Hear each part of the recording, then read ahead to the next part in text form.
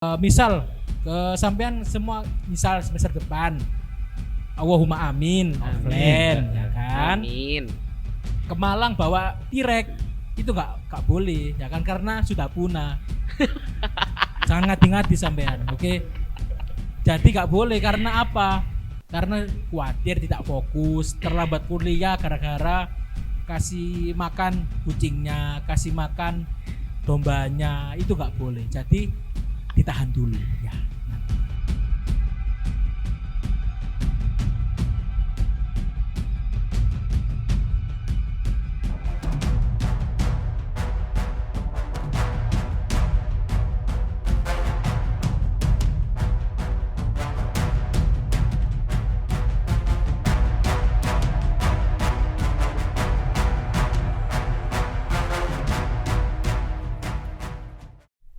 Assalamualaikum warahmatullahi wabarakatuh.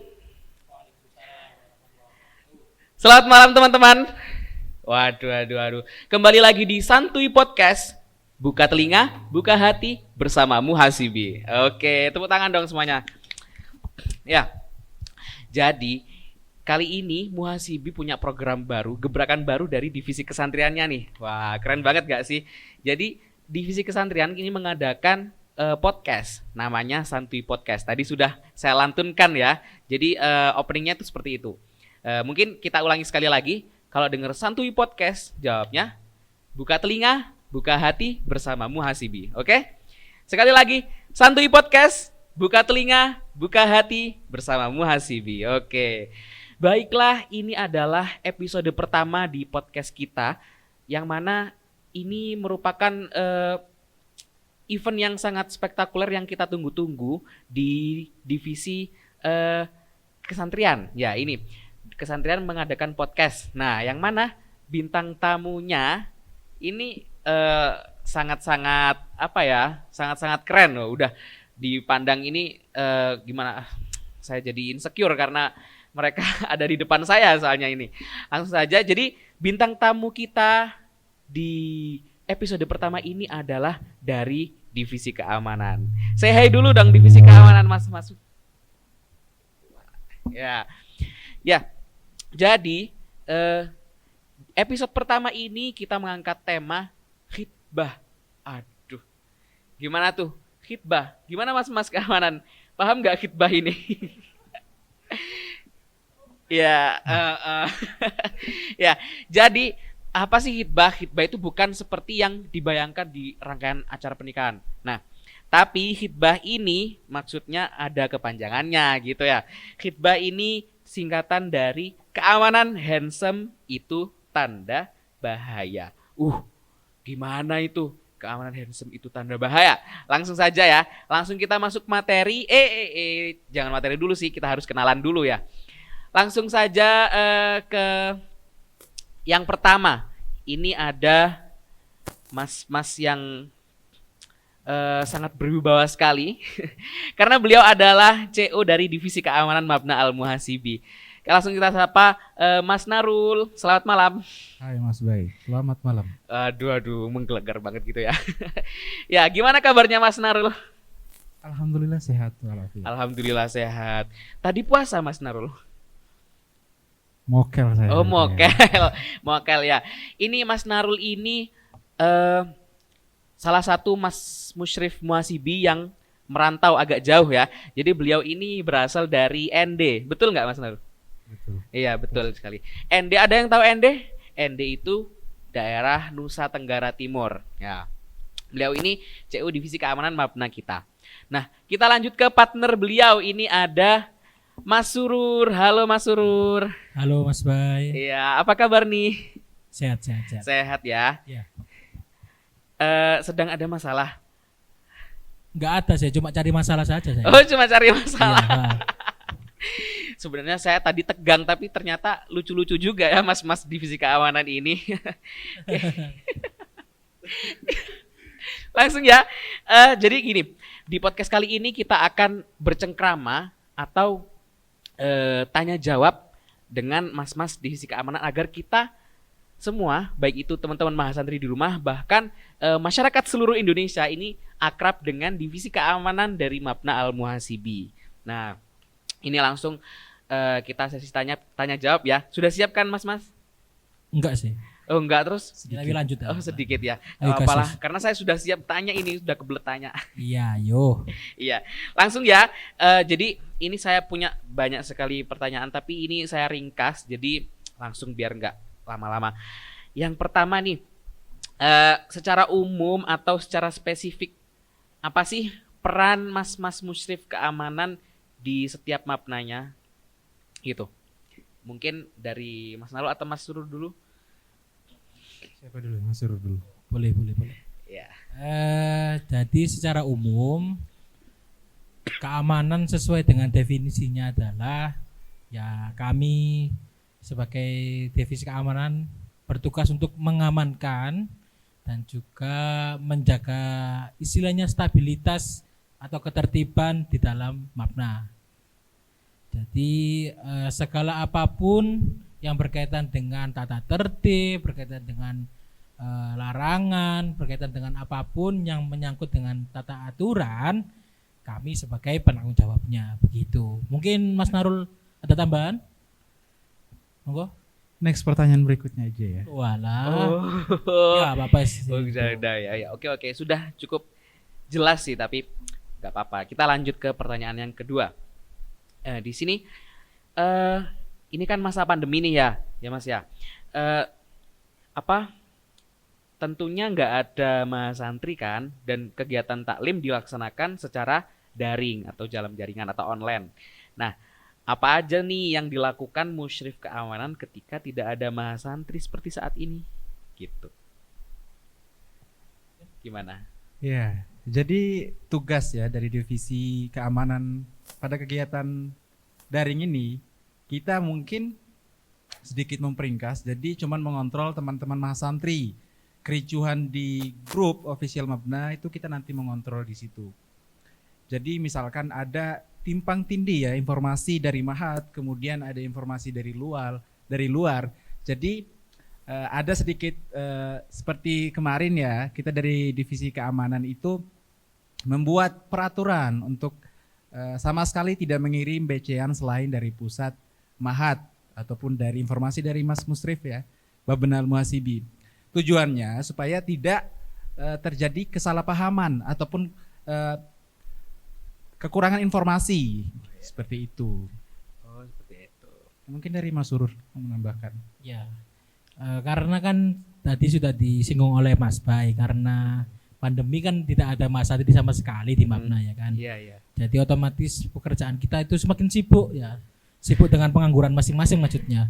Jadi kurang lebih keamanan ya pada hari ini sih sementara untuk selain dari Mas Narul yang sudah sampaikan, kita juga membantu yang lain ya, membantu musyrif yang lain, mungkin ada pengumuman, mungkin ada BC-an, kita langsung untuk segera share atau segera bagikan kepada teman-teman mahasantri semua di rumah.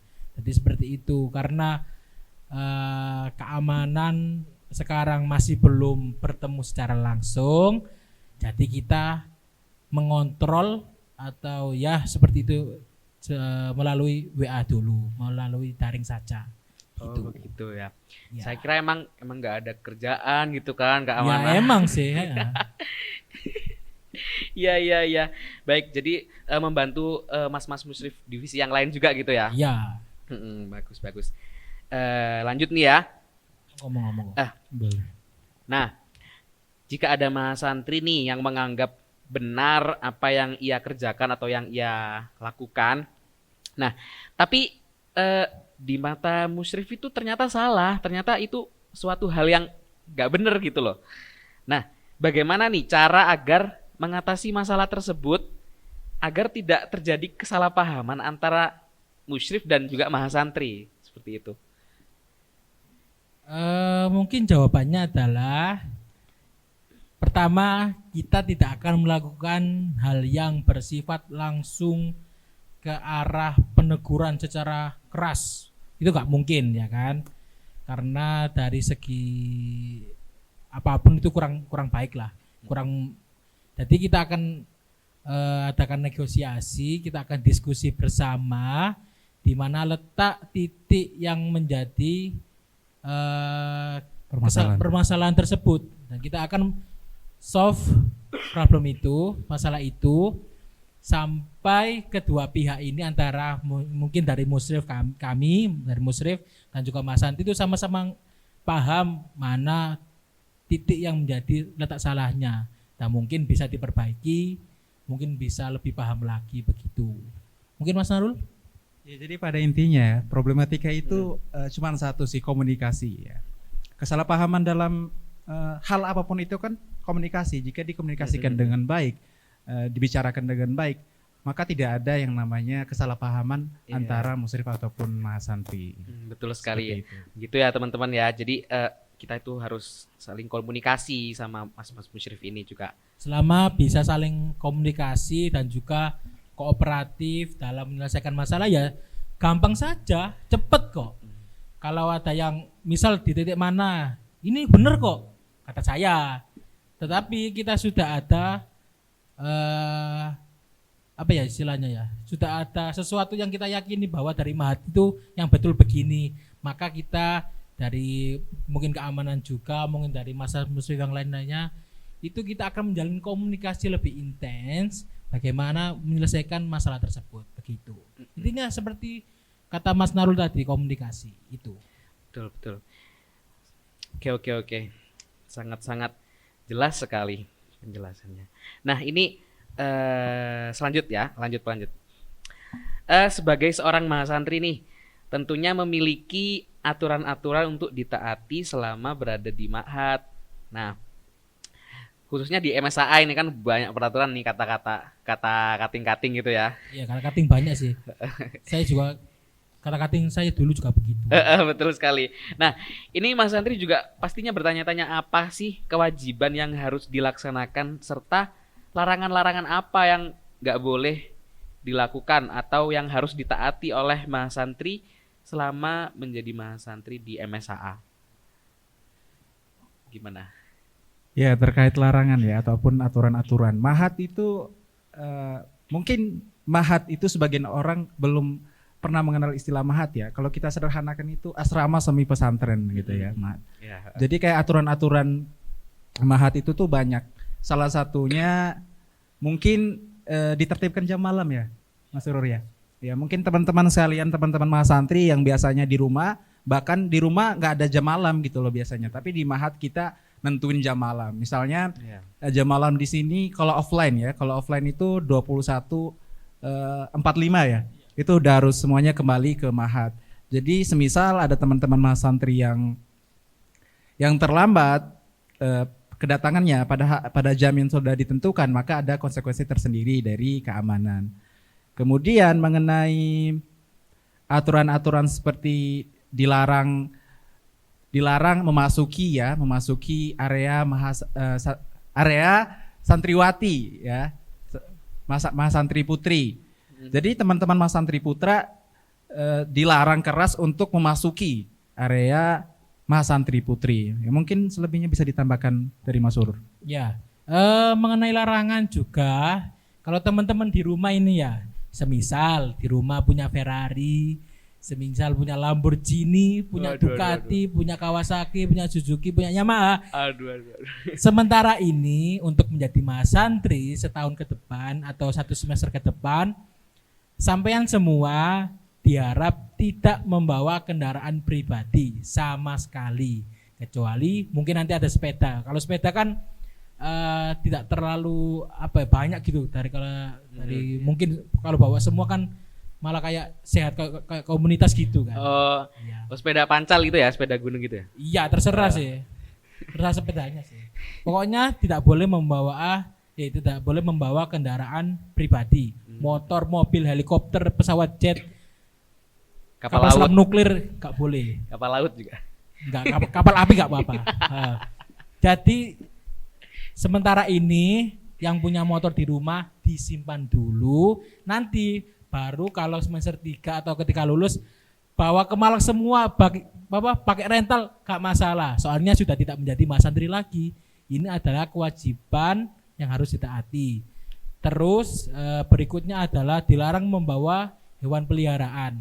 Jadi mungkin sampean yang di rumah ini punya kucing, mungkin punya ikan cupang yang sangat sayang ya kan, setiap hari dirawat, tiap bulan pergi ke vet, itu harap jangan dibawa ya kan.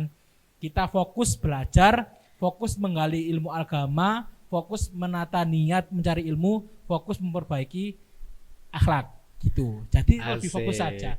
Jangan sampai nanti misal ke sampean semua misal semester depan Allahumma amin offline ya kan. Amin. Ke Malang bawa tirek itu enggak boleh ya kan, karena sudah punah. Jangan ngadi-ngadi sampean, oke? Jadi enggak boleh karena apa? Karena khawatir tidak fokus, terlambat kuliah gara-gara kasih makan kucingnya, kasih makan dombanya, itu enggak boleh. Jadi ditahan dulu ya nanti. Seperti itu. Kurang lebih nanti kalau kita bisa bertemu offline, saya akan menjelaskan lebih rinci lagi. Sementara ini gambaran lah. Ya, segitu aja. Cukup. Oke, Next. terima kasih Mas Surur dan juga Mas Narul. Mungkin ini ada pertanyaan terakhir yang mungkin agak cukup random ya. Nah, ini kan divisi keamanan nih, kan tugasnya mengamankan nih. Pastinya dong juga ada apa ya, tips-tips juga untuk mengamankan hati nih ya. Aduh, kira-kira bisa jawab nggak ya? Kira-kira Mas Musrif di keamanan ini bisa jawab nggak ya? Saya tuh punya pertanyaan nih. Ini masing-masing. Iyalah, Oh ya.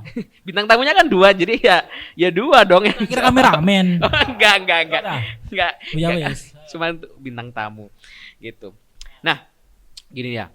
Jadi ini agak nyambung di pertanyaan tadi. Kan ada istilah kesalahpahaman atau tidak apa ya, crash gitu loh.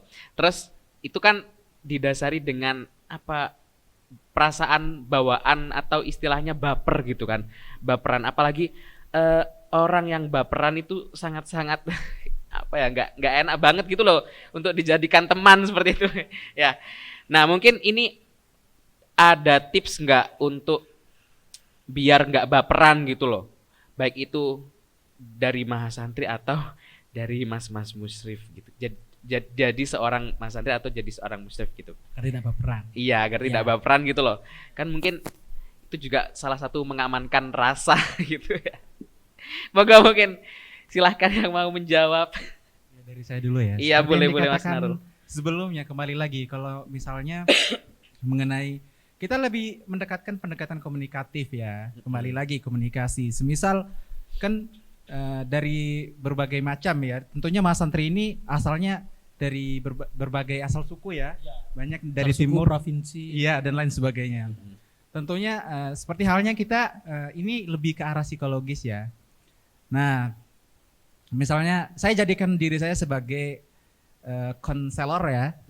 Sedangkan ini diberi contoh aja perumpamaan. Oke, Mas nggak apa-apa. Bay Ya. konseli. Konseli itu orang yang mengonsulkan permasalahan misalnya. Iya. Jadi kita sebagai musrif itu harus bisa memposisikan misalnya seperti ini.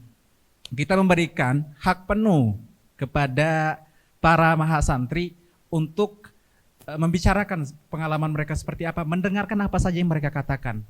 Kemudian memfokuskan apa saja yang ingin mereka berbicara atau menanyakan pengetahuan mereka tentang mahat ataupun masalah-masalah lain sebagainya. Kemudian dari semua itu baru kita menanyakan keluh kesahmu, apa keluh kesahmu, kemudian diskusikan.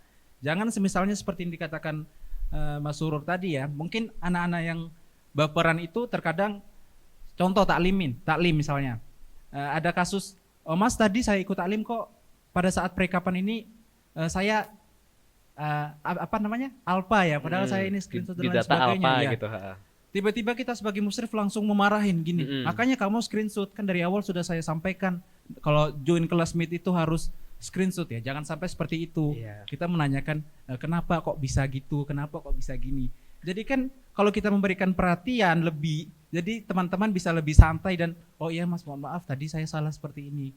Ya lebih ke pendekatan komunikasi lagi sih, balik lagi. Seperti itu kalau dari saya. Oke. Duh, saya jadi baper ini denger. Gak boleh baper sih, gak boleh baper. Lanjut Mas Surur. Terus saya apa ini? Pakai doa kan? Boleh. Doa bisa. biar gak baper. Gak ada. Mungkin dari sudut pandang Mas Surur atau agak berbeda atau gimana gitu. Mungkin kalau berbeda ya, saya sudut pandangnya ke pergaulan saja biar nyambung dengan Mas Andri kita, sampean semua yang di rumah kan dari asal daerah yang berbeda-beda. Ya, boleh silakan. Tentunya setiap suku, setiap daerah, contoh ini contoh paling mudah. Setiap suku, setiap golongan di Indonesia mempunyai intonasi yang berbeda-beda.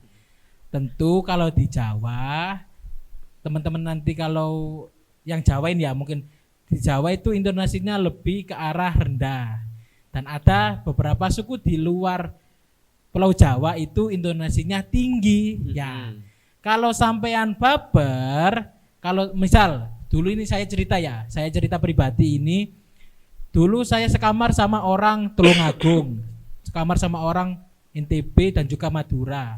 Jadi seperti itu. Jadi ada 3 suku lah, bisa kita ada 3 suku yang berbeda. Dan NTB itu cenderung intonasinya tinggi, ya kan? Kalau orang Jawa kan rendah. Kalau kita pertama tidak mengenal dengan baik seluk-beluknya, tidak tanya dulu kenapa intonasinya seperti itu, maka kita akan baper. Loh, kok orang ini kok ngegas. Betul banget. Ya kan? Iya. Per akhirnya aku gak mau berteman sama orang itu wis. Mau cari orang teman Jawa tok ae wis. Nah, itu nggak boleh, ya kan? Jangan. Saran saya jangan. Saran saya pelajari budaya mereka. Kalau intonasinya rada tinggi, jangan diambil perasaan. Emang begitu intonasinya, ya kan? Itu contoh mudah lah. Nanti teman-teman mengalami sendiri. Mungkin yang Tulungagung sekamar sama orang Bali, yang sekamar ini orang Sumatera ketemu dengan orang Kalimantan, itu berbeda-beda. Tetapi kalau kita bisa menghargai, kita bisa mempelajari satu sama lain, akhirnya tidak baper. Dan itu menjadi ciri khas masing-masing, ya kan? Dan itu yang membuat kita berbeda tapi tetap satu, ya kan? Jadi saling memahami begitu. Jadi teman-teman jangan baper gitu loh. Yes, nantilah kita bisa ngomong sharing di lain waktu. Ini cuma teaser lah. Teaser. Oke, baik.